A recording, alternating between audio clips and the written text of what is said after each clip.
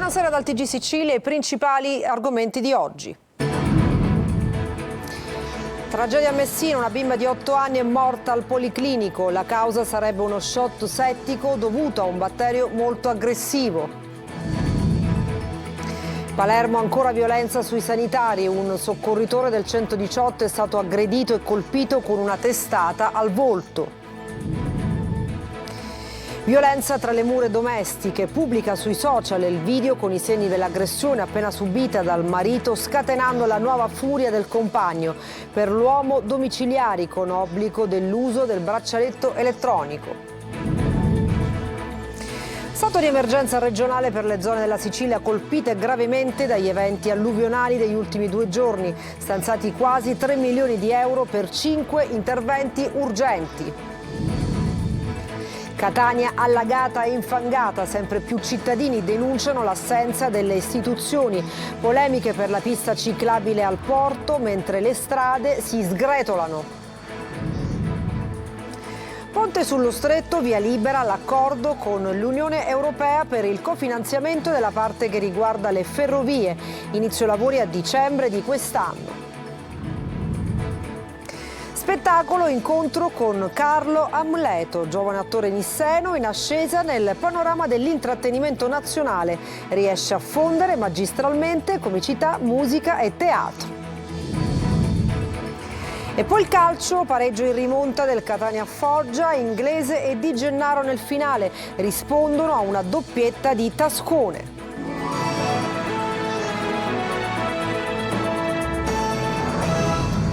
Dunque, bentrovati al TG Sicilia. Tragedia a Messina, una bimba di 8 anni è morta nella notte al Policlinico. La causa sarebbe uno shock settico dovuto a un batterio molto aggressivo. Francesco Triolo. Una bimba di 8 anni è morta nella notte a Messina nel reparto di terapia intensiva pediatrica del Policlinico. La causa potrebbe essere stato uno shock settico dovuto ad una infezione provocata da un batterio molto aggressivo. Era stata portata dai genitori nella notte tra sabato e domenica scorsi con la febbre altissima, poi poco dopo le 4 della mattina è morta. Francesca Galletta avrebbe compiuto 9 anni il prossimo dicembre, una tragedia per i genitori che non l'hanno lasciata un momento. Saranno gli esami diagnostici a stabilire quale batterio abbia provocato lo shock e la morte della bambina, che frequentava la quarta elementare all'Istituto Mazzini Gallo, dove stamattina la dirigente ha cercato di informare con tutte le cautele possibili i compagni di classe, ma tutta la comunità era incredula per l'accaduto.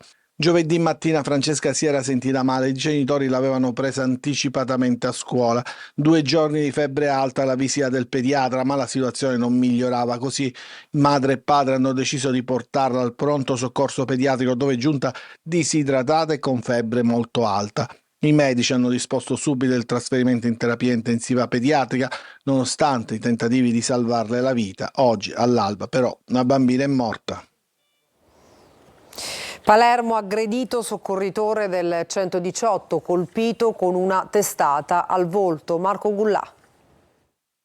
Ancora aggressione, ancora violenza sui sanitari. Teatro di questo nuovo episodio è Palermo, via Leonardo da Vinci. Un soccorritore del 118 è stato aggredito e colpito con una testata al volto. L'operatore era stato inviato con un'ambulanza per soccorrere una coppia rimasta coinvolta in un incidente non grave. Quando i sanitari sono giunti sul posto, un uomo ha prima aggredito il soccorritore e poi lo ha colpito con una testata, provocandogli una ferita che è stata medicata nel reparto di chirurgia plastica dell'ospedale civico.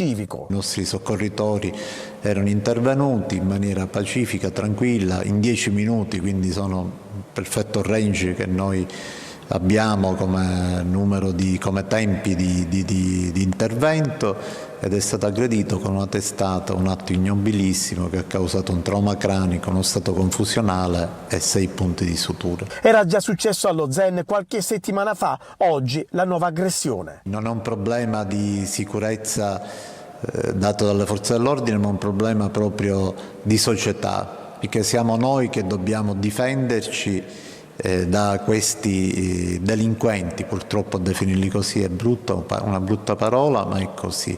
Quindi invito le persone che erano presenti a denunziare se conoscono questa persona, perché dobbiamo dare l'esempio e dobbiamo essere noi a doverci ribellare a queste vergogne.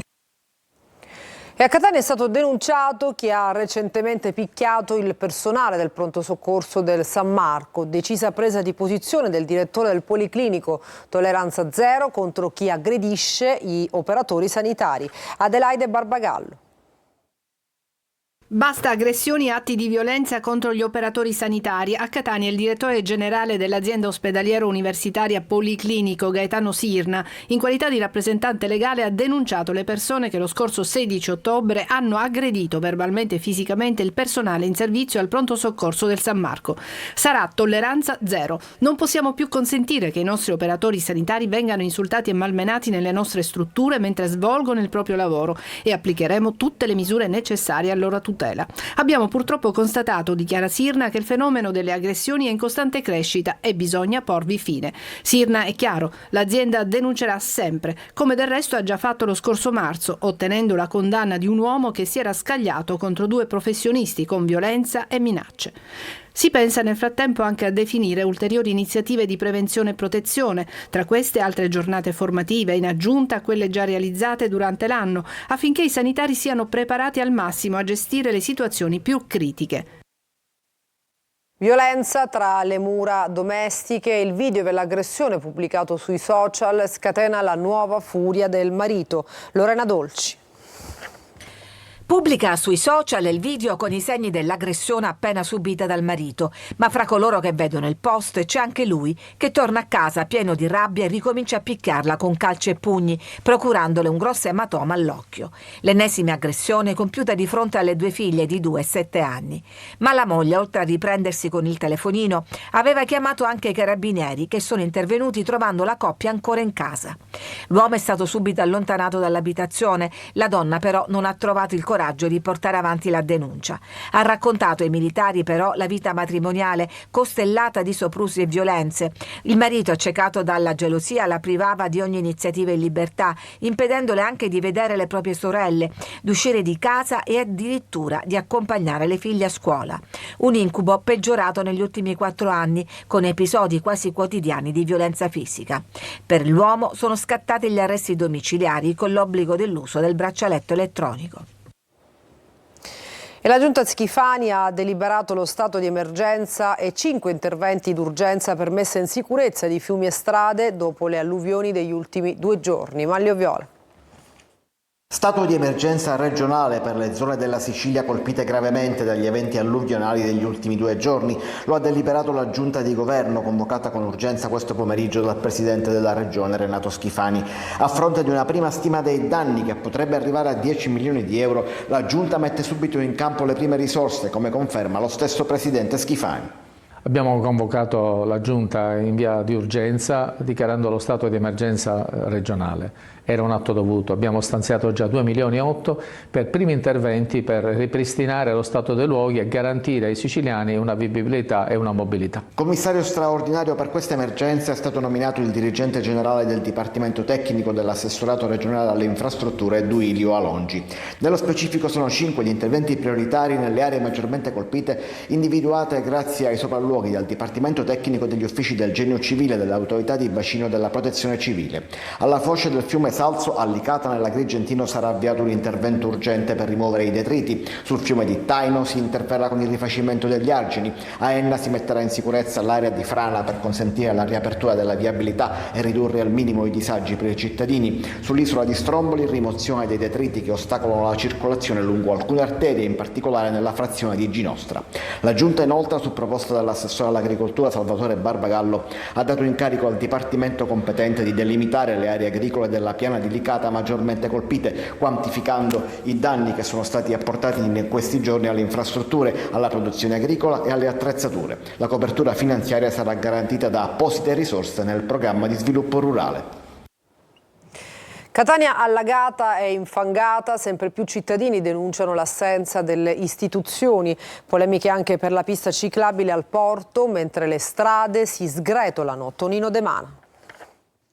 e una Catania che si lecca le ferite, conta i danni e guarda ancora il cielo con preoccupazione. Oltre alle abbondanti precipitazioni sulla nostra linea di WhatsApp 342 74 55 005 piovono segnalazioni ed arrivano da punti geograficamente distanti della città, a testimonianza che i problemi sono in centro ed in periferia.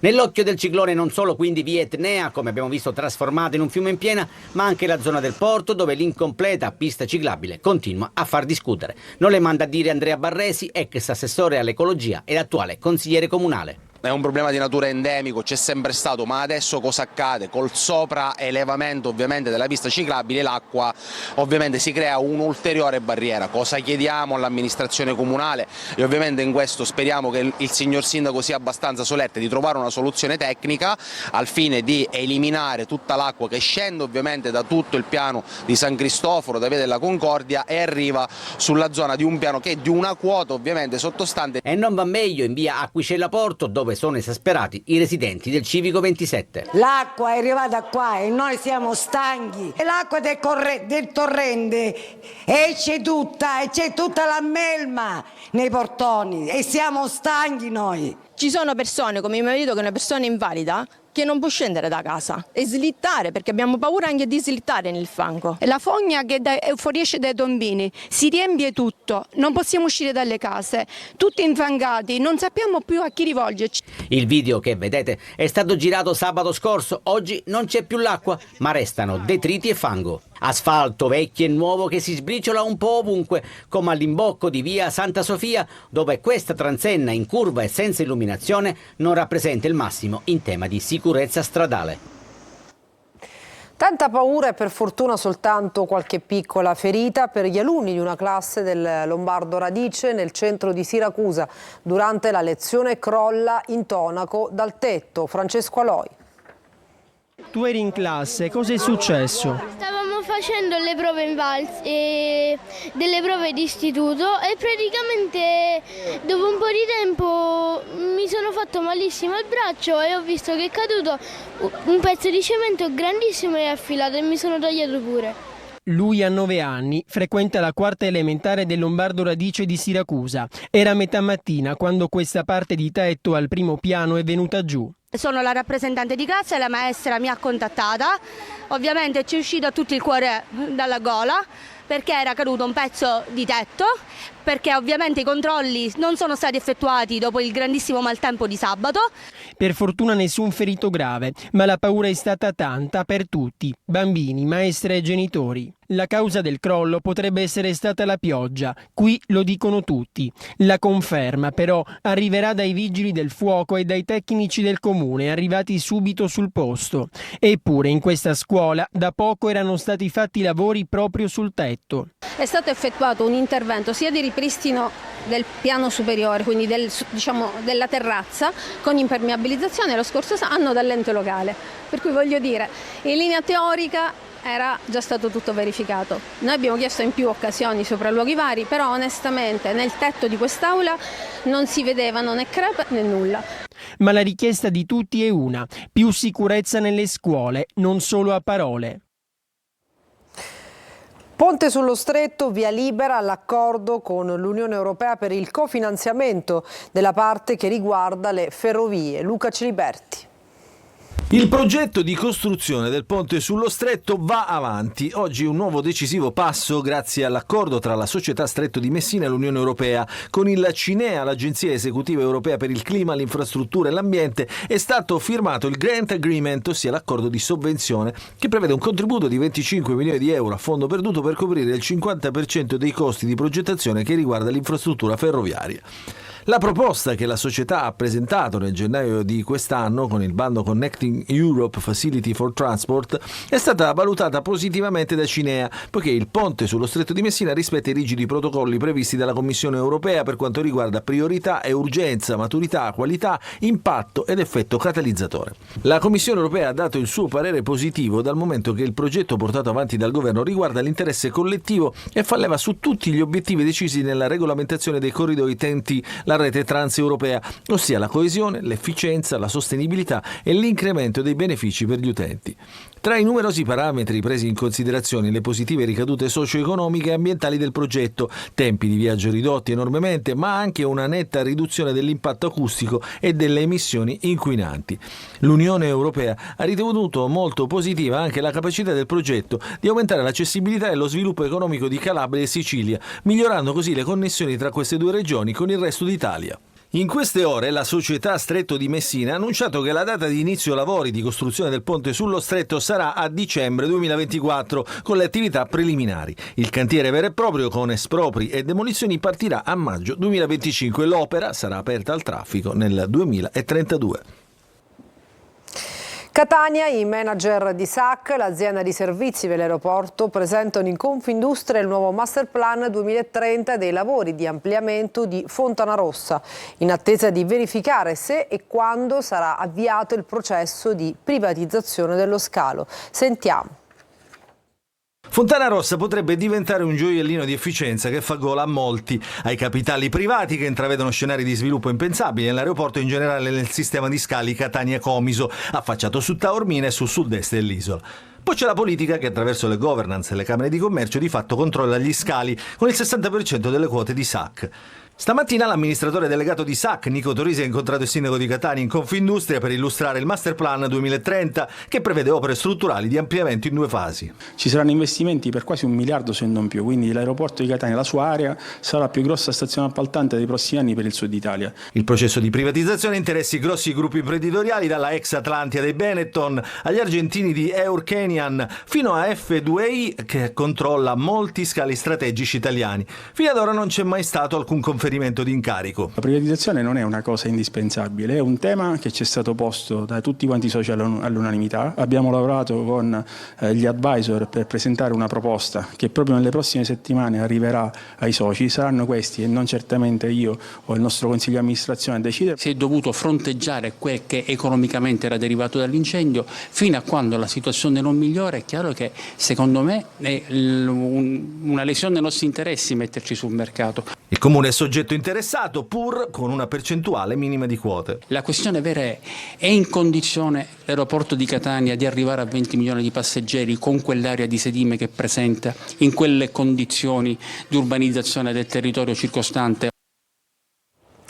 Un giovane attore siciliano si sta facendo notare sempre più nel panorama dell'intrattenimento nazionale. È il nisseno Carlo Amleto, riesce a fondere comicità, musica e teatro ad altissimi livelli. Eva Spampinato.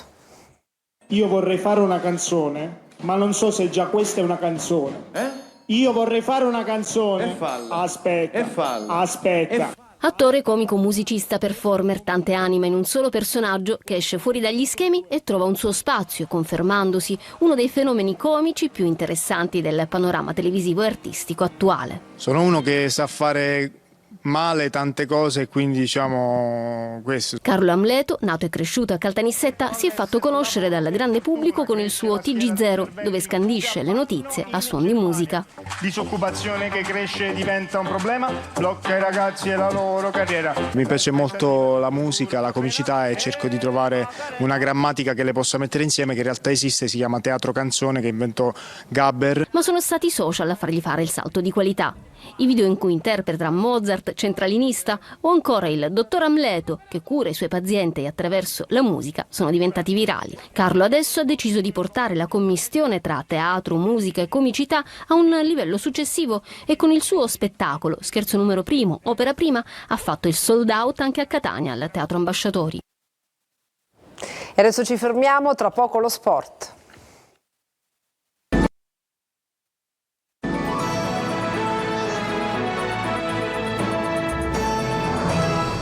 Bentornati, adesso il calcio, pareggio in rimonta del Catania Foggia, Inglese e Di Gennaro nel finale rispondono alla doppietta di Tascone. Marco Carli.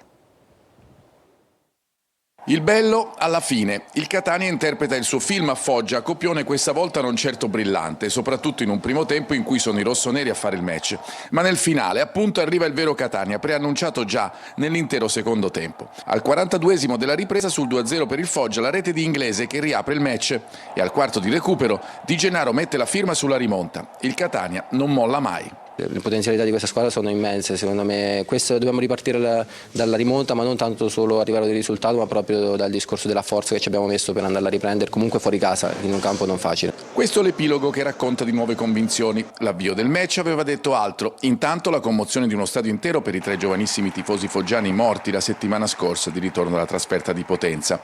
E poi, dopo l'errore in avvio di Montalto, un Catania che abbassa subito il baricentro, poco aggressivo e con i reparti distanti tra loro. Tascone buca gli etnei 2 volte, nel primo tempo al volo sotto la traversa e in avvio di secondo con un sinistro rasoterra sul primo palo.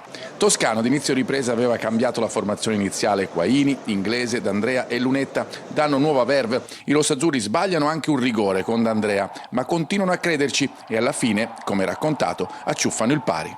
La cosa che mi è piaciuta di più è che se analizzi i 90 minuti è una prova di forza, perché ribaltare 2 gol dopo anche il rigore sbagliato e crederci fino alla fine è una prova di forza. Il primo tempo dobbiamo analizzarlo bene con i ragazzi, ripeto, con lucidità e serenità, se vogliamo alzare il nostro livello e diventare una squadra ambiziosa. Settima gara senza vittorie per il Messina, fermata al Francoscoglio dal Monopoli. Successo importante per il Trapani che al provinciale ha superato l'audace Cerignola. Sergio Colosi. Il Messina non sa vincere mentre il Trapani si rilancia. Al Francoscoglio contro il Monopoli 0-0 con tanta amarezza. Per i giallorossi che collezionano ancora un pareggio, il terzo consecutivo, il sesto in 10 gare senza successi da 7 giornate. E anche per i pugliesi brillanti e vincenti in 4 trasferte su 5 che si fermano nell'occasione in cui avrebbero potuto isolarsi al secondo posto. Meglio gli ospiti nei primi 25 minuti con Krapicas decisivo su Grandolfo e Valenti. Monopoli senza la difesa titolare, ma l'attacco del Messina, più spuntato del solito dopo l'infortunio di Anatriello e le condizioni precarie di Luciani, crea pochi pericoli con Petrungaro e Ortisi. Anche Vitale è sempre attento e dove non arrivano i portieri si sostituiscono i compagni di reparto con i salvataggi di Derisio ad inizio ripresa in area pugliese e Rizzo nel finale dalla parte opposta. Si riscatta invece il Trapani che realizza una cinquina all'audace Cerignola, la cui difesa era imbattuta da 4 giornate. Apre Silvestri di testa, raddoppio di Bifulco e terzo centro di Fall in una gara virtualmente chiusa nel primo tempo. Nella ripresa Lescano e Celiento fanno pocherissimo, nel mezzo il gol del Cerignola con Sainz Mazza. 5 reti il Trapani le aveva già segnate a Potenza e 4 alla Turris, segno evidente che punteggi così larghi non sono una casualità, ma frutto di organizzazione, stimoli e motivazioni, non sempre presenti però nella formazione granata. I limiti del Palermo rosanero che dopo aver sciupato la vittoria a Modena pensano agli errori commessi. Sabato al Barbera arriva la Reggiana. Marco Gullà. Una vittoria sfiorata che fa fare un salto nel passato. Il Palermo non è la prima volta che getta alle ortiche una partita apparentemente vinta, come a Modena, da 0-2 a 2-2. Uno scenario che da quando il club di Viale del Fante è tornato in Serie B si è già verificato 6 volte. Quella che sembrava una debolezza del Palermo di Corini si è manifestata nuovamente con Dionisi. Problema psicologico o mentale? Dionisi dovrà lavorare anche su questo per capire qual è la radice malata da curare. All'orizzonte, dopo la delusione di Modena, c'è adesso la sfida di sabato al Barbera contro la Reggiana che ha gli stessi punti del rosanero, 12. Prematuro parlare di possibile 11, ma è alquanto probabile che Verre sia titolare a centrocampo. Dopo il bel gol contro il Modena, Brunori invece dovrebbe riprendersi le chiavi dell'attacco, soprattutto dopo l'opaca performance di Henry Albraia con annesso rigore sbagliato. E per questa edizione è tutto, grazie per averci seguito e buona serata.